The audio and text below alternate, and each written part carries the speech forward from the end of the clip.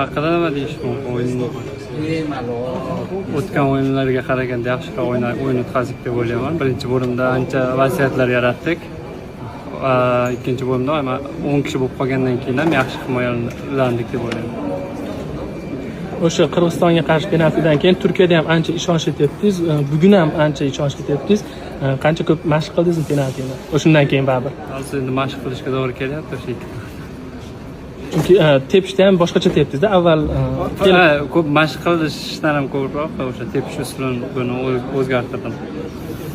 Eldor aka, shu ikkita Fabio Cannavaro bilan ikkita yig'ma tutishga ulgurdik. Lekin jamoada bo'lgan o'zgarishlar sezasizmi? Nimalar o'zgardi Albatta, birinchi navbatda Cannavaro bizdan ko'proq agressivroq o'ynashdi va ko'proq oldinga o'ynashni talab qilyapti. O'yin tempida ham o'zgarish bo'ldi deb o'ylayman. Yangi murabbiy, yangi nima deydi? Taktik tomonlama ham, o'yin uslubi tomonlama ham ancha yangiliklar kirityapti.